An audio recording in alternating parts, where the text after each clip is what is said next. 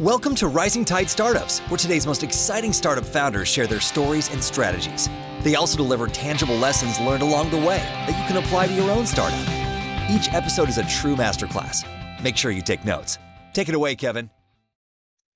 This is Kevin Pruitt with another episode of Rising Tide Startups. And my guest today is Chris Carr, all the way from Philadelphia, Pennsylvania, just slightly up Highway I-95 from where I'm sitting in Richmond, Virginia. So we're holding down the Eastern Seaboard for the rest of the country. Chris, thanks for joining us on Rising Tide. Yeah, this is great. Thanks. I'm really looking forward to it. So we chatted a little bit offline, talked more football probably than anything else, but man, I want you to introduce yourself to, as you can only do this, to our audience. If you and I met at a networking event, how would you introduce yourself to us? Sure. Well, as you said, my name is Chris Carr. I started Farotech. We're a digital marketing agency. We're located just outside the city of Philadelphia, a town called Conshohocken. And we help companies generate systems that generate leads, nurture leads into clients, and then convert clients into raving fans of your brand. And simply what that means is just people that are going to go out and give you referrals, are going to say, hey, this product's awesome, you should buy it. And so what we find is that there's just a lot of companies out there that have portions of marketing, but they don't really have a full system.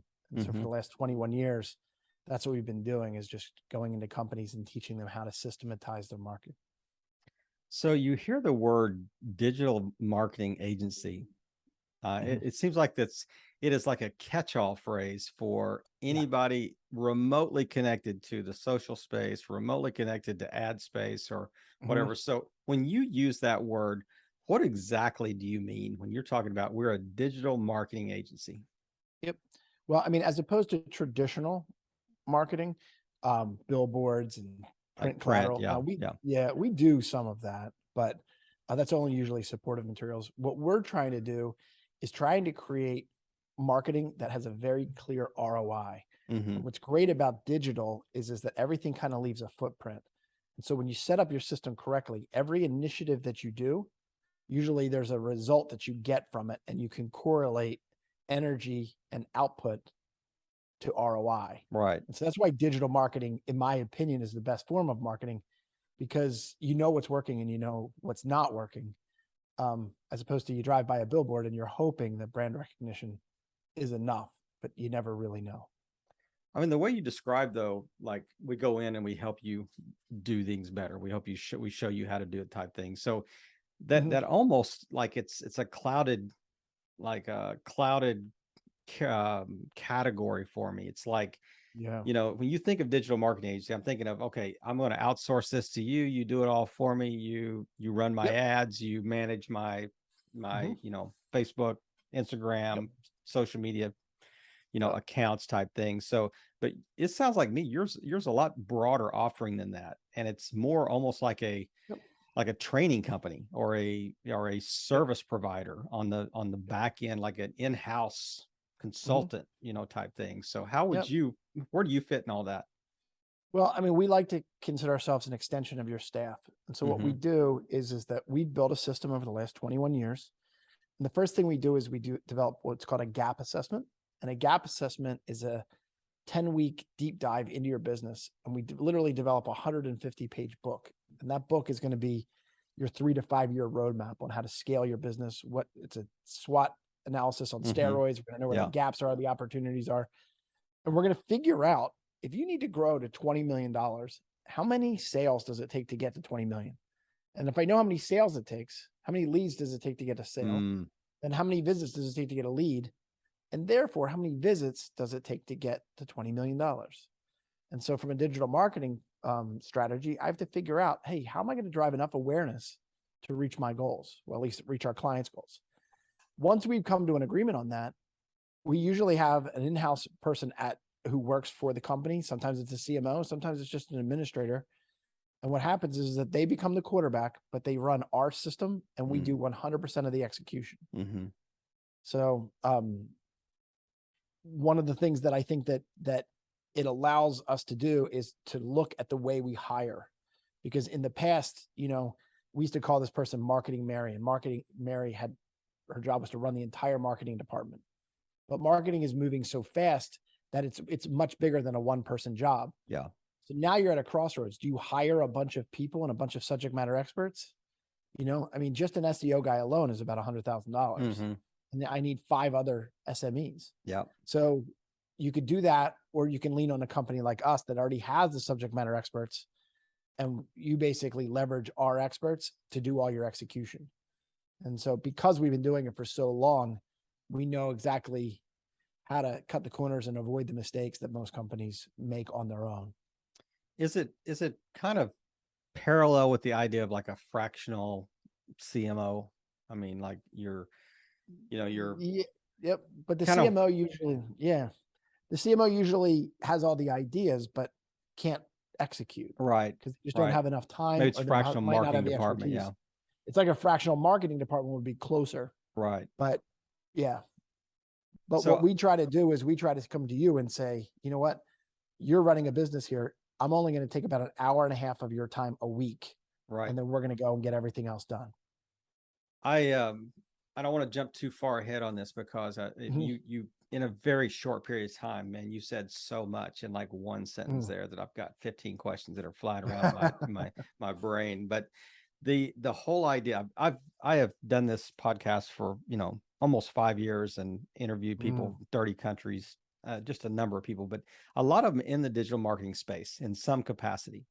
I don't believe I've ever talked to anybody that in one sentence said as much as you did as far as a service that you provide in such a comprehensive manner. The only comparison I have is I interviewed a guy in Australia that was a business consultant, and they go in and do very similar process to what you just described. The first 3 months is like this deep dive into, we even tell them the questions that they don't even know to ask. Is that John Loger?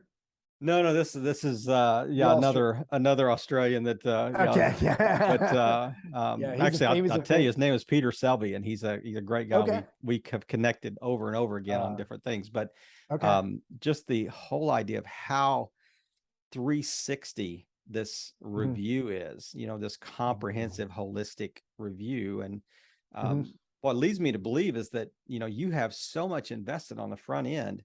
You better really sell this service because you've got a lot of expense even immediately. It's not like, we're paying $20 a month for a subscription to our Facebook course, Yeah. But I will be clear that we charge for the discovery. We charge about $20,000 for the discovery. Yeah. So that we still practically just break even on that. It's like the gas stations that sell cheap gas so that you can go into the convenience store. We charge for the discovery, and we basically break even so that when we start the campaign, we hit the ground running. Because if they don't pay for the discovery up front, it costs us so much more time, energy, and money to try to figure out who you are, where you're going, where your gaps are, and stuff like that. It was just one of those things where we were always losing in the first year. And then we just said, hey, you know what? It's a win-win for the both of us if I measure twice and cut once. Right. And you mentioned it's a pretty hefty investment for somebody to enlist you to do that discovery process. So who's your ideal, what's the ideal avatar company that you may work with? Yep. Usually companies that are anywhere between $5 to $150 million, companies that have a one-person marketing shop and need to scale and need to grow. But the product that we sell has a backbone with a tool called HubSpot. So a lot of what we do is we will go and we'll implement a strategy. And when we're implementing that strategy, we're going to put cookies on people's computers, and we're going to track their engagement. And every time that they engage with our clients' marketing, they're going to get more and more points on the score. And all of that information is sent to the sales team so they know exactly how engaged a potential client is with their marketing. Right. So that was a long answer to say people that have products that are not just simply quick transactional, but the companies that require research before making a decent buying decision. No, nobody just woke up one day and said, I'm going to create a 360 discovery process, and I'm going to reverse engineer the end goal to tell you exactly the steps you got to go to get to this, to arrive there. Walk us through that journey over the last, I don't know, 10, Sure. 15, 20 years, whatever, that just Yep. obviously that serpentine journey that you've taken to get here. Yeah. Yeah. Well, I mean, I think it first started out started out doing web development. Web development was great. We won some awards and things like that. But what would happen is that with web development, they said, hey, you built me a really great website, but nobody can find it. So then I had to get good at SEO. Then the next challenge I had is people would say, you built me a great website. It's on the first page of Google, but for some reason my phone still isn't ringing. And so then I had to figure out conversion science. And so over time, I've had to kind of figure out the full arc, of what it takes to succeed. And, 21 years later, people are like, oh, wow, that's really impressive. But I was like, the first 5 years were ramen noodles, sweat and spit. Yeah, exactly. And hope, a lot of hope. Yeah, exactly. Yeah, didn't have the metrics to back up that hope yet. So yeah. I mean, the gauge of success was not having to go back to my parents and ask for money.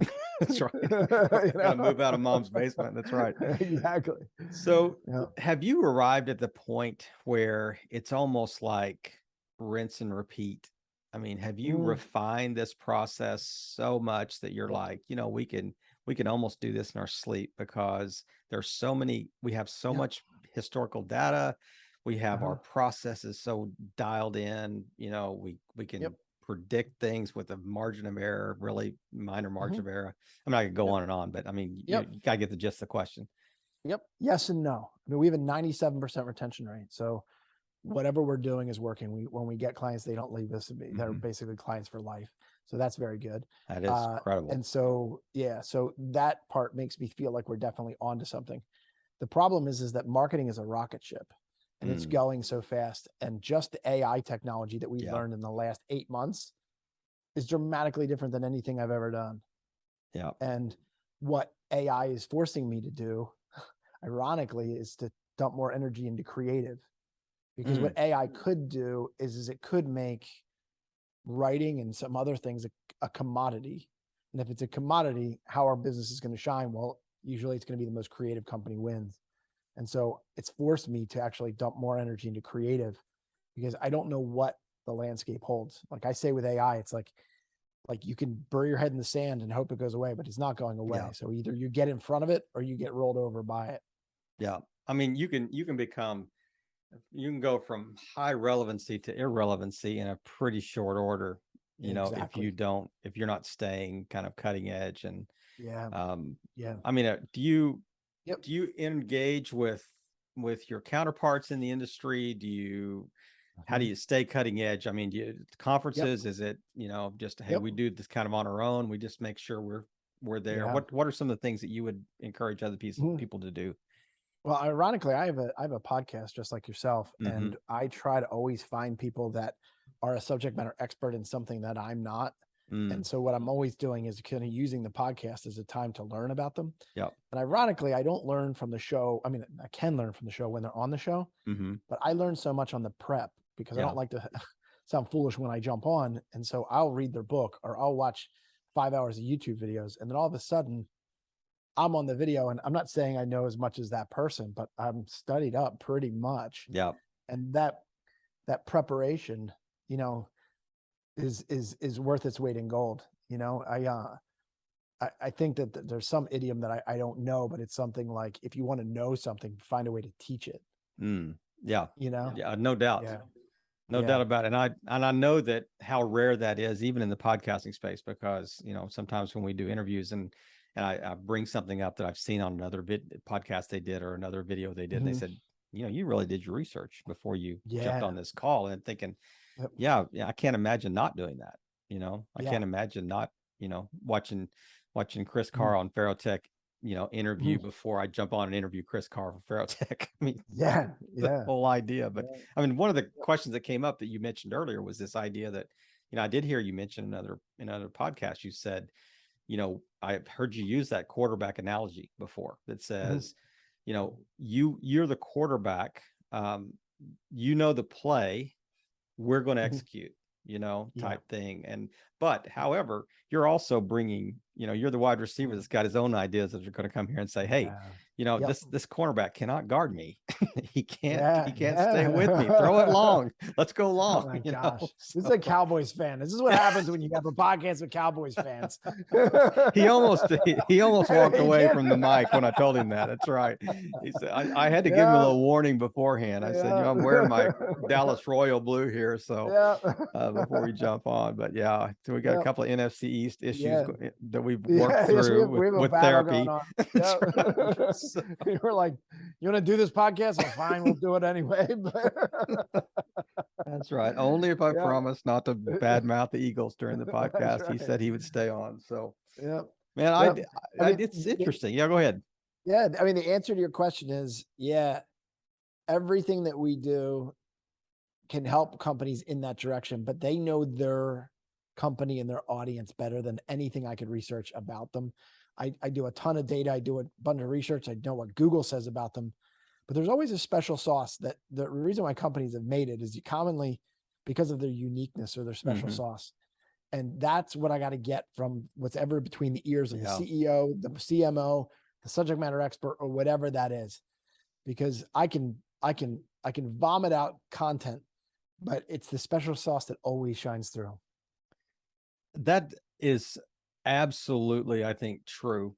The only question I would have when you mention that is, it does seem like, and maybe this is more from my conversations with my business consultant friend, it does seem like sometimes that companies can be a little blind or unaware of like even their own internal, like they have blind spots. Like, maybe they just happen to have a product that, could sell itself.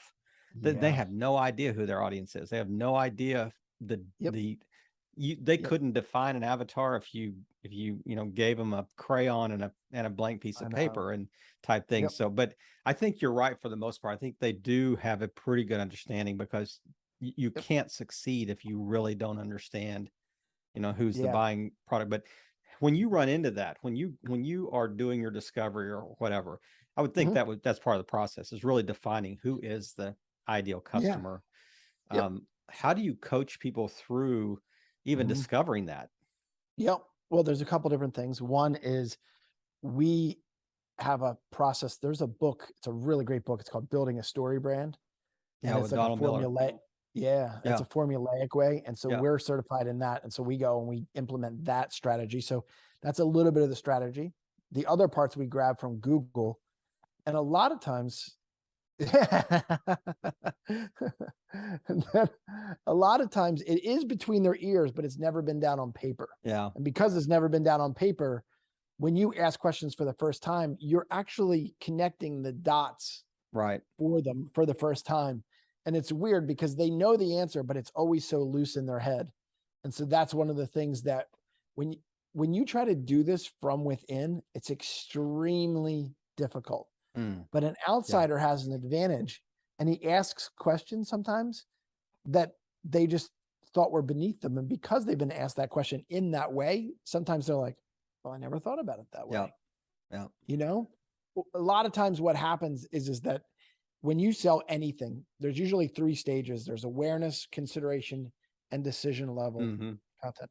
The decision level person commonly is more educated on your product, your service, or your problem, way more than someone who's in the awareness stage. The problem is that the large majority of companies vomit decision level content to awareness level people, and they spook them. You know what I mean? And so what I would like them to do is take a step back and say, what message do we have for people that are just dipping their toe in the water? What about the people that are considering this solution versus another solution? And then if they are going to buy your solution, let's talk about now that really 3.0 level stuff that you're talking about here that makes you different from the competitors. Is this really got kind of the funnel that you're running them through, kind of the sales funnel process that you're, the top of the funnel, you're trying to just bring people into the process type thing. But if you're talking about the different stages of the sales process. Yeah. I mean, it can be parts of the sales process, but it could also be part of the marketing funnel in itself. I find that the marketing funnel and the sales cycle when done right, they sort of mirror each other. Yeah. It's a little bit of a dance because sometimes marketing get away the sales, and sometimes sales can go rogue and basically go off script. I talked to a woman today and she said that you can get fired in our company for making your own marketing materials.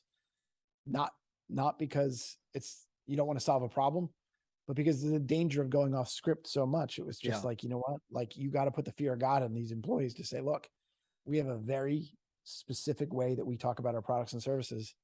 So trust the process. Yeah. I exposed myself there as a non-marketing professional. I confused the sales funnel with the marketing funnel, and it's easy to do. It's kind of interchangeable for us lay people, but I exactly understand what you're saying.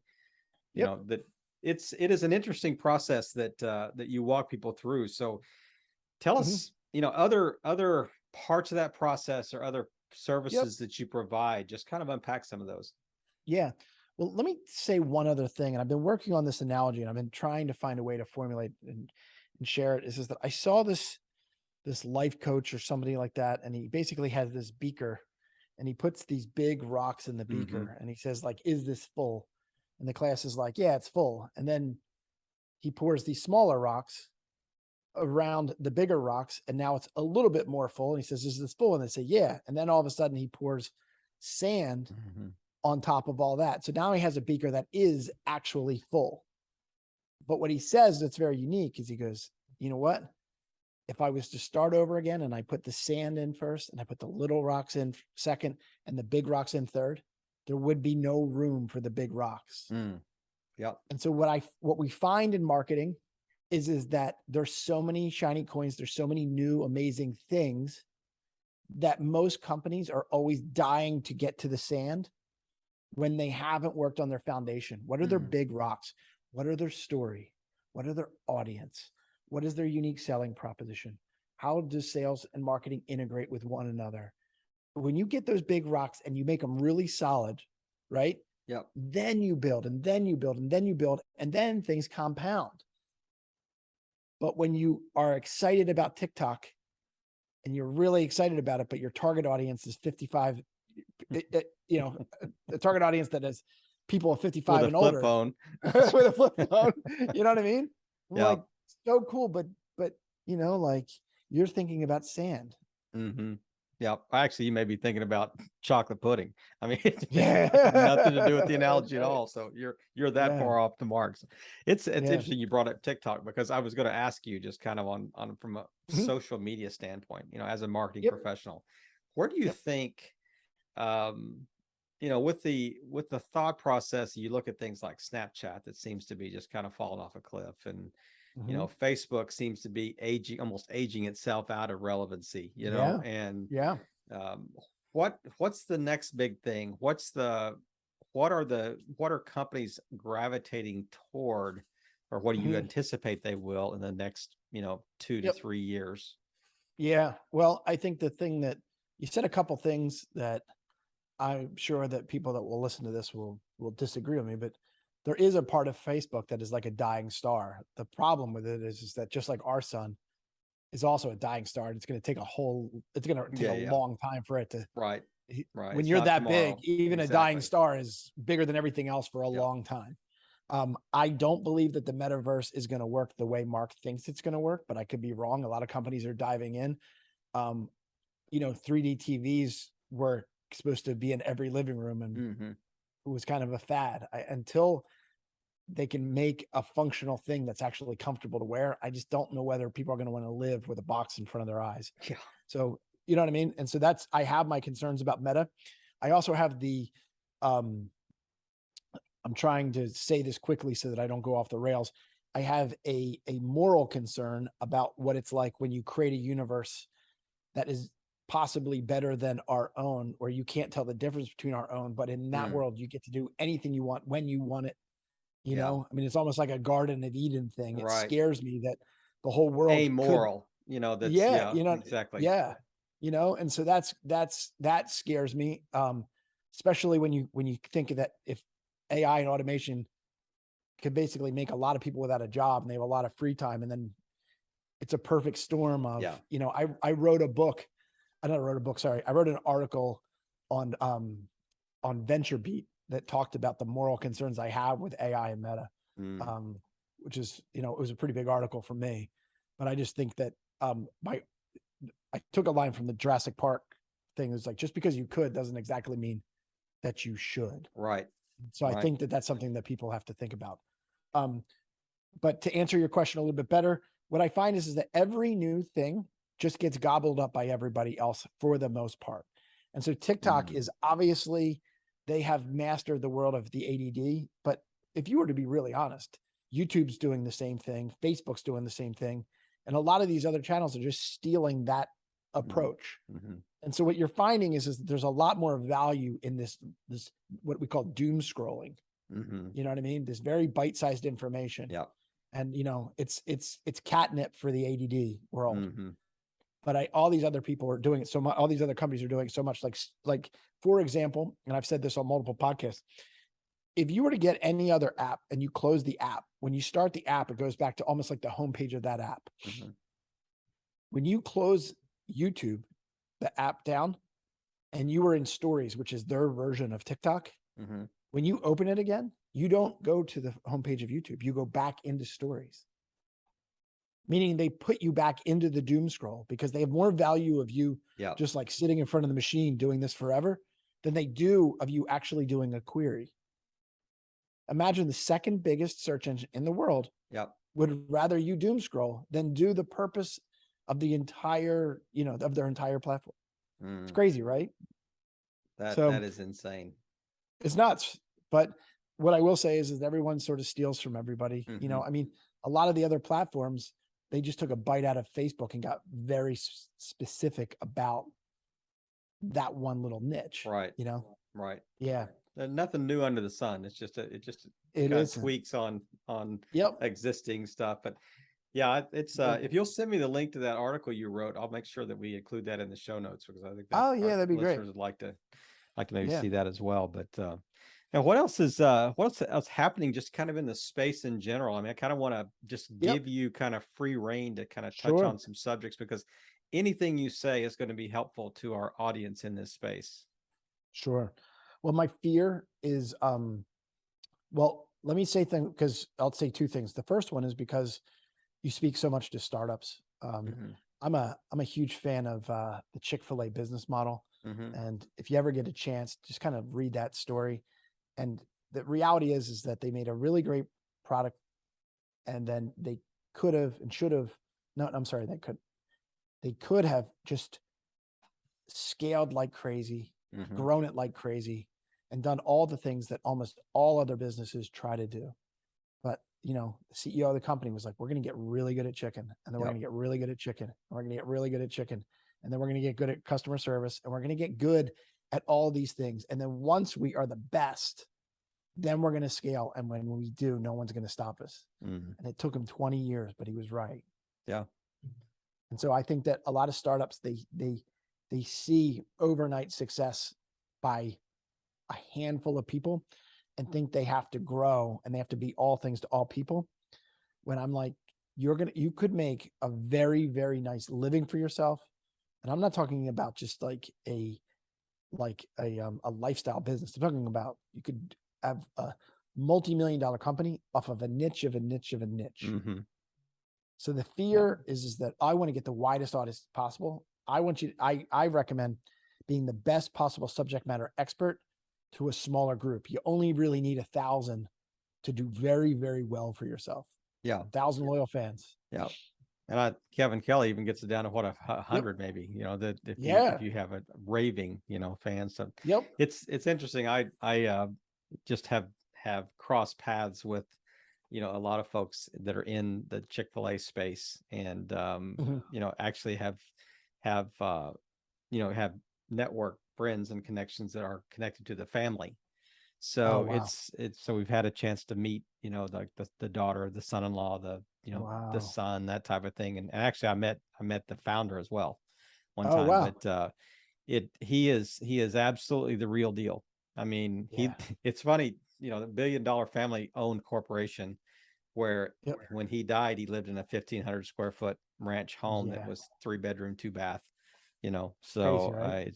it is truly crazy. But he was absolutely obsessed with, we do one thing: we make a chicken sandwich, and we make it the best it could possibly be. And even that's kind of in their mantra, their corporate mantra. It says, when they do business training, what is your chicken sandwich? Kind of like the hedgehog concept. What's your hedgehog? Sure. So it's interesting to to hear that, and to use that, because and man, their serve business process is absolutely serving customers well. And being faithful. And you know what, they don't take themselves so seriously that, like, for example, there was a something about a customer service survey. It was a national customer service survey, and they were rated as just basically great food but slow delivery. And then about 3 years ago, before COVID, they figured out how to do curbside. They figured out how to use double lanes in the.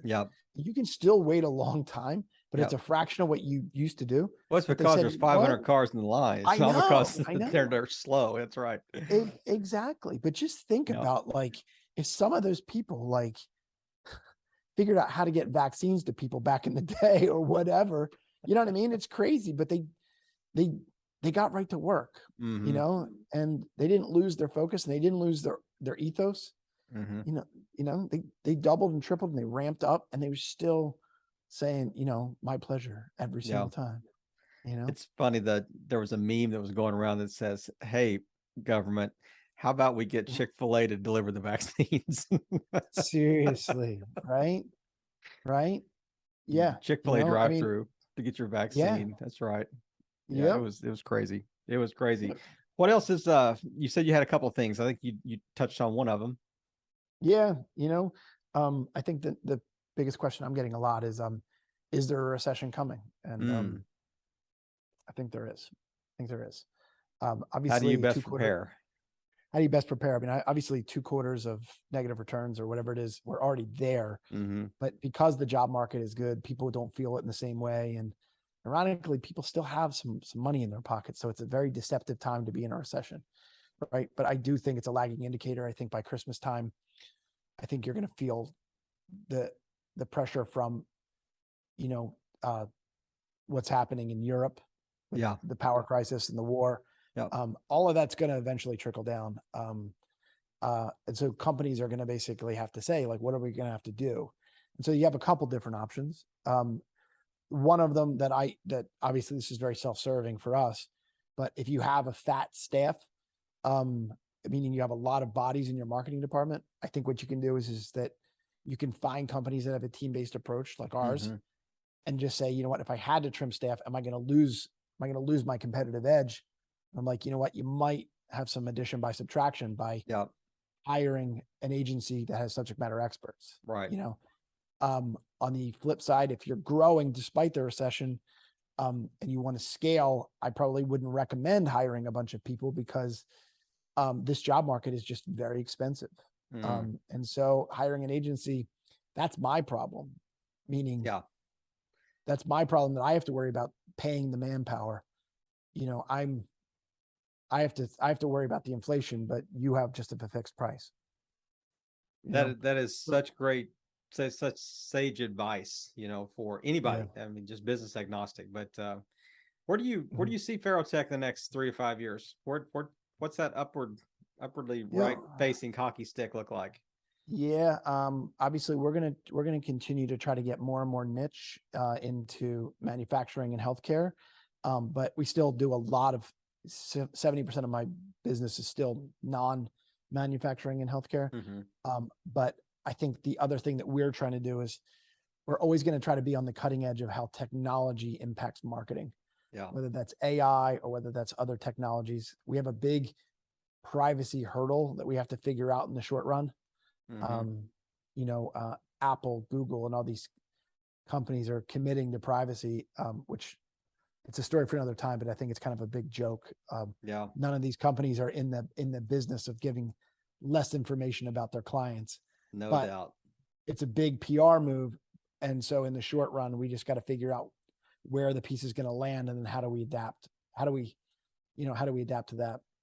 I'm not looking to serve illegal alcohol, but I can say that when the prohibition happened, a lot of companies made more money off the prohibition than they did when alcohol was legal. Yeah. When certain marketing companies run into the first hurdle, they might shut down, and then we're going to still have to find a way to, move the needle for companies, despite the challenges. Right.